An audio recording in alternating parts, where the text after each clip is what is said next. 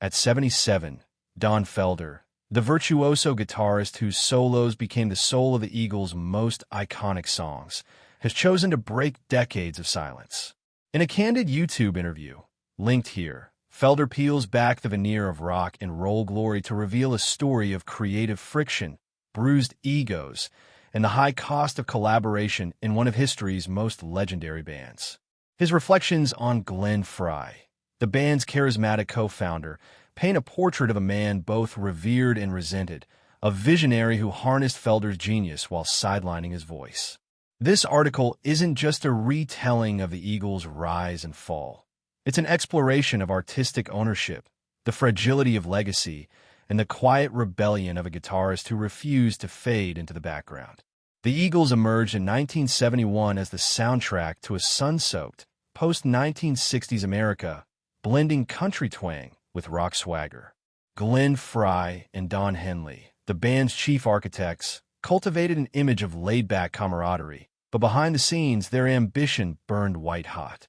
Bernie Leadon's bluegrass roots and Randy Meisner's melodic bass lines anchored early hits like Take It Easy and Witchy Woman, but it was Felder's arrival in 1974 that marked a seismic shift.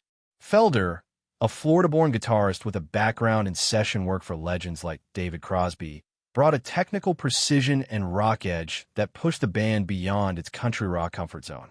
His contributions to One of These Nights, 1975, the snarling slide guitar on Already Gone, the cosmic textures of Journey of the Sorcerer, hinted at a band evolving towards something darker, more complex. Yet, Felder's role remained nebulous. Frey and Henley, already entrenched as the band's primary songwriters and decision-makers, relegated him to the sidelines, treating him as a hired gun rather than a creative equal. The genesis of Hotel California is the stuff of rock mythos. In 1975, Felder holed up in his Malibu home, experimenting with a 12-string guitar and a 4-track recorder. The demo he crafted, a haunting progression of minor chords, twin guitar harmonies, and a flamenco-inspired solo, was a departure from the Eagles' earlier work. When he presented it to the band, Frey and Henley seized on its potential but rewrote the lyrics, transforming Felder's instrumental into a scathing allegory of American decadence. The song became a global phenomenon, but its creation laid bare the band's power dynamics. Felder, despite co-writing credit, felt erased from its legacy. In his memoir, Heaven and Hell, My Life in the Eagles, he writes, "I'd handed them a skeleton, and they dressed it in gold. But when the applause came, I was left standing in the shadows." The Hotel California album, 1976, marked the Eagles' apex, a critical and commercial triumph, but also fractured the band. Frey and Henley's control tightened. Felder and Joe Walsh, the band's other lead guitarist, bristled at their marginalization. The ensuing tour, a marathon of sold-out stadiums, became a pressure cooker. Felder recalls, "We play Hotel California every night, and Glenn would introduce it like it was his baby. I just stand there, thinking, I wrote this, right?" Asterisk. Glenn Frey was the Eagles' undeniable pulse. Charismatic, shrewd, and relentlessly ambitious, he shaped the band's sound and image with a CEO's precision.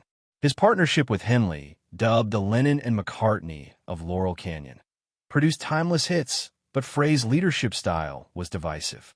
Bandmates described him as a benevolent dictator, a man who demanded excellence but rarely shared credit. Felder's accounts of Frey's creative process are revealing. During a 1976 soundcheck, Felder improvised the chugging riff that would become life in the fast lane. Frey, overhearing it, reportedly declared, "That's our next single," but Felder received no writing credit. Similarly, the wistful intro to Teenage Jail, the long run 1979, was Felder's brainchild, yet Frey and Henley claimed it as a collaborative effort. Glenn had a gift for taking a fragment of someone else's idea and turning it into a masterpiece. But he'd never let you forget who held the pen. Frey's genius lay in his ability to synthesize, to weave disparate threads into a cohesive whole. But this talent came at a cost: the gradual erosion of trust among bandmates.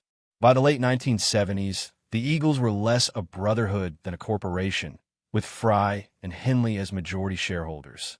Felder's technical prowess, his ability to shift from searing rock solos to intricate acoustic fingerpicking, became the Eagles' secret weapon. Tracks like Victim of Love, ** Hotel California *, and Those Shoes, * The Long Run *, hinged on his guitar work, yet he remained a footnote in the band's narrative. Even the Hotel California tour, which showcased his electrifying duels with Joe Walsh, did little to elevate his status. Offstage, tensions simmered. Felder recounts a telling exchange with Frey during the recording of The Long Run. "I suggested a chord progression for Heartache Tonight, and Glenn snapped, 'Stick to playing guitar, Don. That's what we pay you for.'" This dynamic mirrored a broader industry trend, the erasure of instrumentalists in favor of frontmen. While Felder's solos defined the Eagles' sound, it was Frey and Henley who graced magazine covers and accepted Grammy Awards. By 1980, the Eagles were a ghost of their former selves. The Long Run, a laborious 3-year project, exposed the band's fraying bonds. Felder, grappling with cocaine addiction and marital strife, clashed openly with Frey. The band's 1980 tour culminated in a backstage blowout in Long Beach, California, where Frey allegedly screamed, "I'm done. You'll never play with me again." The Eagles disbanded in 1981, leaving behind a decade of acrimony. Felder spiraled into obscurity, while Frey and Henley thrived as solo artists. A 1994 reunion for the Hell Freezes Over tour reignited the magic temporarily, but old wounds festered. In 2001, Felder was fired via fax, a cold end to a 27-year tenure. His subsequent lawsuit against Frey and Henley, alleging financial manipulation and creative suppression, was settled out of court in 2007, but the scars remain. Post-Eagles, Felder rebuilt his life with grit. His 2008 memoir, Heaven and Hell, became a New York Times bestseller, exposing the band's underbelly to a shocked public. Solo albums like Road to Forever, 2012, and American Rock and Roll, 2019, showcased his versatility, blending blues, rock, and even orchestral arrangements. Yet, commercial success eluded him, a stark contrast to the Eagles' record-breaking reunions. In interviews, Felder oscillates between bitterness and gratitude. Of Frey, who died in 2016, he says, "Glenn was a bastard, but he was our bastard. Without him, there'd be no Hotel California. Without me, either." The Eagles' catalog has grossed billions, but debates over authorship persist. Felder's fight for recognition reflects a broader struggle in music, the tension between individual genius and collective art. While Frey and Henley dominate the narrative, historians increasingly highlight Felder's role. Guitar aficionados dissect his solos note for note, and Hotel California is now taught in music schools as a masterclass in composition. Yet, Felder's legacy remains bifurcated. To some, he's the unsung hero of rock. To others, a disgruntled sideman. His recent YouTube interview, Raw and Unfiltered, challenges fans to reconsider the myths they've been sold. At 77, Don Felder isn't chasing redemption. He's demanding accountability. His story is a reminder that even the most harmonious melodies can hide discordant truths. The Eagles' music endures, a testament to collaboration's power and peril. But as Felder strums his guitar today, the notes carry a question. How many more ghosts linger in the halls of Hotel California?